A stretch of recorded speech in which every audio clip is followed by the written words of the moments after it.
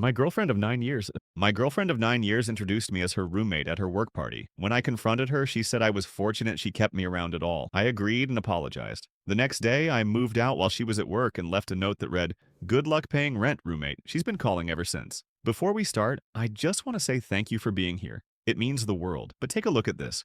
Only 8% of people watching are subscribed. If you enjoy these stories and want to support more of them, just one click makes a huge difference. Ever had your entire existence flip upside down in a single evening? I have. One moment I was helping my girlfriend of 5 years prepare for a company's annual gala, and the next I was hearing the word that would unravel everything. Roommate. Some background. I'm Ethan, 38, marketing director at a mid-size firm. My girlfriend, scratch that, ex-girlfriend, Vanessa, 36, is a pharmaceutical sales executive. We met at a charity golf tournament, moved in together after a year, and built what I thought was a solid partnership. We weren't married, but we discussed it, had names picked out for future children. The whole package. The problem started 6 months ago when Vanessa received a significant promotion, regional director of sales. Impressive title, substantial pay increase, and suddenly she was traveling twice a month to conferences and regional meetings. I supported her completely, took over more household responsibilities, rearranged my schedule to accommodate her new demands, even helped prepare her presentations when she was under deadline pressure. Looking back, that's when things began to shift. Small things at first. She'd mention her colleagues but never suggest I meet them. Our photos disappeared from her social media. She started dressing differently,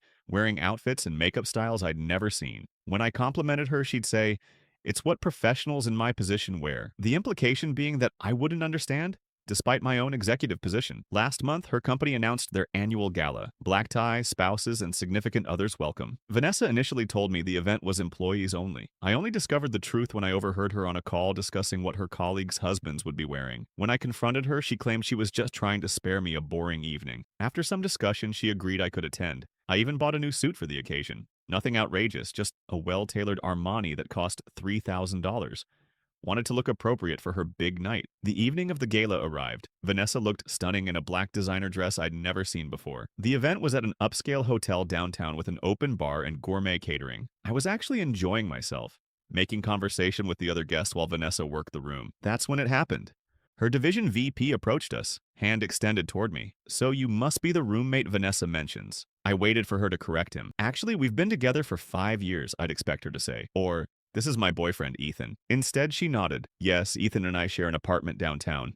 It's so convenient for commuting." The VP made small talk for another minute before moving on. I stood there, champagne glass frozen halfway to my lips, trying to process what had just happened. "Roommate?" I whispered once we were alone. She shrugged. "Don't make a scene. Graham is a traditional guy. He values family and thinks workplace relationships are unprofessional. We don't work together," I pointed out. "And since when is having a committed relationship unprofessional?" "You don't understand corporate politics," she hissed. Then she plastered on a smile as another executive approached. For the next 2 hours, I was introduced as her roommate, or simply Ethan, to at least a dozen people. Each time, a little more of my patience chipped away. By the time we got home, I was seething but determined to have a rational conversation. "What was that about?" I asked as she kicked off her heels in our entryway. 5 years together and I'm suddenly your roommate?" She sighed dramatically like I was a child who couldn't grasp a simple concept. "It's not personal, it's professional. My relationship status isn't relevant to my career." "Not relevant? You invited me to a partner's event." "I invited you because you kept pushing the issue." She poured herself a glass of wine, not offering me one. "Honestly, you should be grateful I keep you around at all." I blinked, sure I'd misheard. "Excuse me? Let's be real, Ethan. I'm on track to make senior leadership in 2 years. My career's taking off. Meanwhile, you're—" She gestured vaguely at me. "Comfortable? I'm a director at my company," I reminded her. "I make 6 figures. I've supported every career move you've made." She rolled her eyes. "Your company has what, 50 employees? Mine has 20,000. You're a big fish in a puddle." She took a sip of wine. "Face it, you're lucky I've kept you around. Most women in my position would have upgraded by now." The words hit like a physical blow. 5 years reduced to charity she was bestowing on me. I realized I had two choices. I could fight, argue, try to make her see my value, or I could agree. I chose the latter. "You're right," I said quietly. "I haven't been appreciating your success properly." "I'm sorry." The sudden capitulation caught her off guard. Her expression shifted from contempt to confusion, then satisfaction. "Well, I'm glad you understand." "I do now," I assured her. "It won't be an issue going forward." She seemed pleased with my response. We went to bed without further discussion, though we slept with more distance between us than usual. She left early the next morning for a breakfast meeting, still wearing the diamond earrings I'd given her for our 4th anniversary. As soon as her car pulled away, I began executing the plan I'd formulated during my sleepless night. First, documentation. I took photos of everything in our apartment, focusing on items I'd purchased. Our lease agreement, which was in both our names but on which I'd paid the security deposit. Bank statements showing my contributions to our joint expenses. Screenshots of my monthly transfers to our shared account that covered 70% of our rent and utilities, because my puddle of a company paid me pretty well. Next, I made calls. To my bank, my lawyer, my boss. By noon, I had set everything in motion. Then I packed. Efficiently, strategically. Took only what was unquestionably mine. Clothing, personal effects, family heirlooms. Left behind anything we'd purchased together, anything that could be considered a gift to her. I'd actually contacted a moving company the night before while Vanessa was sleeping, explaining my situation without the emotional details. Need to move out while my ex is at work tomorrow, was all I needed to say. They'd heard it before. The premium for next day's service was steep, but worth every penny. The movers arrived at 1 p.m. as scheduled. By 3 o'clock, the apartment was half empty. My home office, gone. The living room furniture I'd brought from my previous apartment, gone. The expensive entertainment system, gone. The original artwork I'd collected, gone. Even the fridge and washer-dryer combo that I'd purchased when we moved in, gone. What remained was a partially furnished apartment with noticeable gaps like missing teeth in a smile. I left behind our bed. She could keep that memory. The kitchen table she'd picked out. Her clothing, of course, the decorative items she'd selected. I wrote a simple note and left it on the kitchen counter. Good luck paying rent, roommate. I've covered my half through the end of the month. But here's where the story takes a turn. I didn't just move out, I moved on with a plan. Remember when I said I made calls to my bank, lawyer, and boss? Here's what that was about. Call 1. Separating our finances. Not just closing joint accounts, but initiating a complete financial audit of our relationship. Every shared expense, every trip, every gift, documented and assessed. Call 2. Reviewing our legal entanglements. We weren't married, but we had investments together. Real estate interests. A shared vacation property. Ownership agreement for a cabin upstate. Legal ties that would need careful untangling. Call 3. Implementing my career contingency.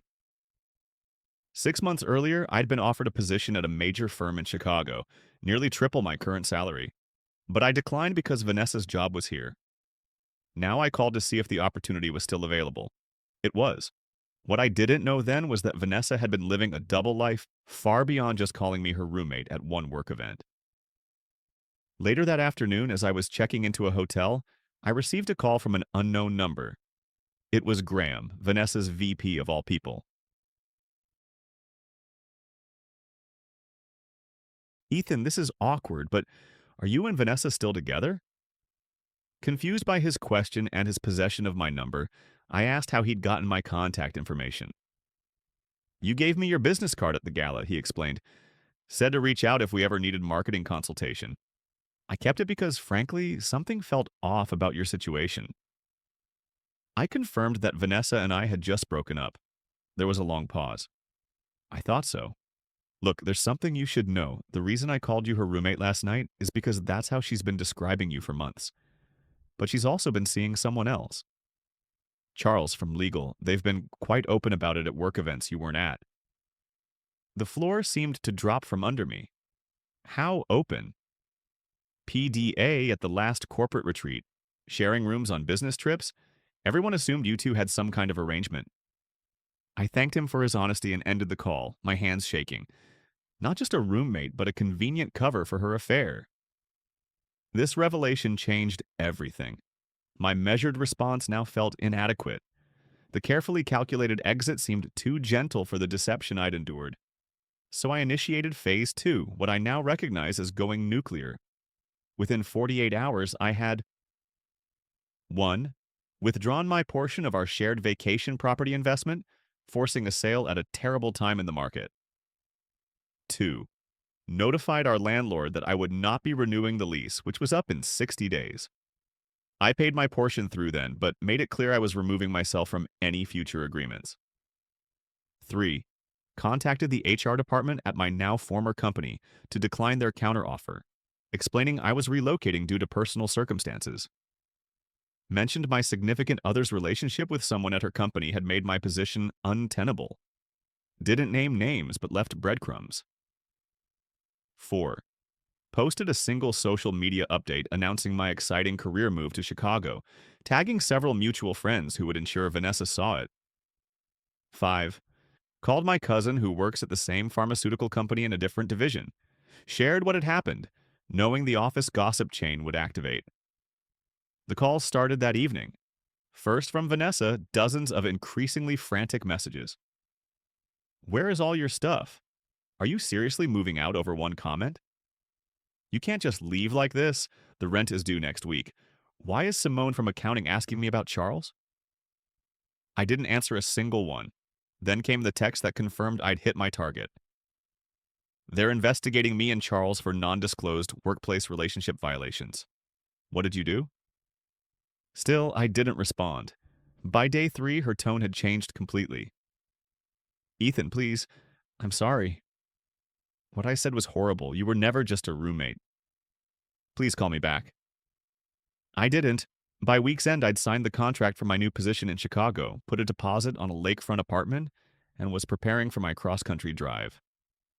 That's when I heard through mutual friends what had happened. Vanessa had been placed on administrative leave pending the investigation. Charles had apparently claimed she had pursued him aggressively, showing their text exchanges to save himself.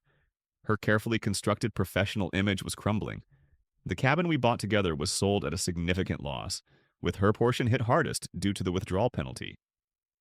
The landlord had already listed our apartment for new tenants, meaning she'd need to find a new place quickly. With damaged credit from our joint accounts, I'd closed. 2 weeks after the gala, as I was packing my car for Chicago, Vanessa showed up at the hotel. The composed executive was gone, replaced by someone I barely recognized. Eyes red, hair unkempt. I wasn't surprised to see her. My hotel wasn't a secret. I'd used our joint credit card to book it initially before switching to my personal card, knowing she'd see the transaction in the statement. Part of me had been expecting this confrontation, though I wasn't sure if she'd actually show up. Was this all because I called you my roommate? She asked, her voice cracking. No, I replied, the first word I'd spoken to her since leaving. It was because when I objected, you said I was lucky you kept me around at all. I didn't mean it. I was stressed about work and showing off for the married guy you've been sleeping with? She flinched. Graham told you? Everyone's told me, Vanessa. Apparently, I was the only one who didn't know. I made a mistake, she whispered. Several mistakes. But destroying my career, my financial security, that's disproportionate. And there it was. The moment I realized I might have gone too far. Not because she didn't deserve consequences, but because I'd never intended to be the kind of person who engineered someone else's destruction. My righteous anger had curdled into something uglier. You're right, I admitted. Some of what happened, I didn't anticipate how it would cascade. Then help me fix it, she pleaded. Talk to HR, tell them you made it up. I never talked to your HR department, I said truthfully. That was all internal, and no, I won't lie to protect you. She stared at me, mascara streaking down her cheeks. I loved you, you know. It wasn't all fake. I closed my trunk. Funny thing about love, it requires respect, which apparently, even as your roommate, I didn't earn. I got in my car and drove away, watching her shrinking figure in my rearview mirror. Chicago was waiting. A new job, a new start. It's been 6 months now. My career at the larger firm has taken off. Turns out my skills were marketable beyond my puddle. I've made new friends, dated casually, built a life I'm proud of. Vanessa still calls occasionally. The most recent update from mutual friends is that she's been reinstated at work, but demoted.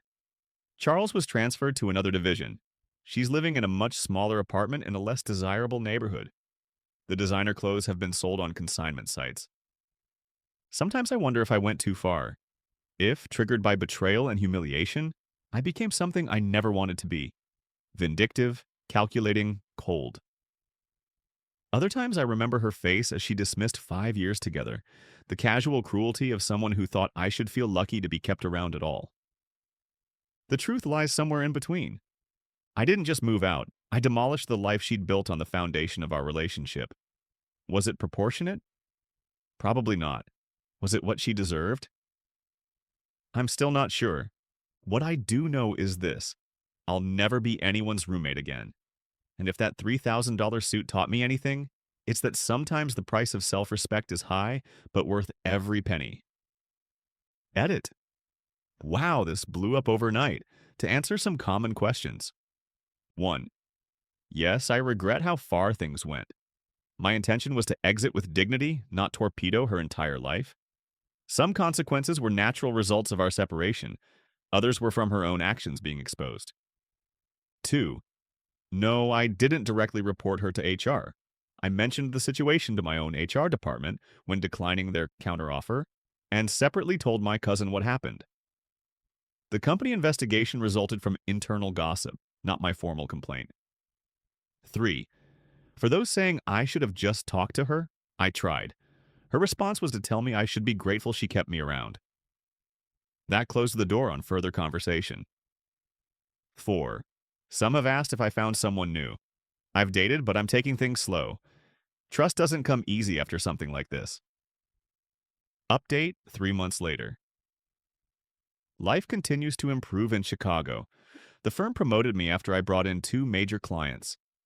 I've started seeing someone, a corporate attorney, who introduces me as her boyfriend without hesitation. Vanessa's life has stabilized somewhat. Through mutual friends, I heard she's seen a therapist and is working on personal growth. She sent me a lengthy email apologizing without excuses. I appreciated that, but didn't respond. Some chapters are better left closed. The cabin finally sold after months on the market. My lawyer handled everything, splitting the proceeds according to our original investment. It was less than either of us hoped for, but fair. Looking back, I realize we both caused damage. Her with her betrayal, me with my response. The difference is I can acknowledge my part in it. That's growth, I suppose.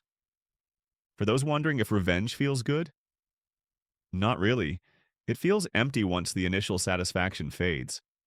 What feels good is rebuilding, moving forward and realizing your worth wasn't dependent on someone else's validation all along.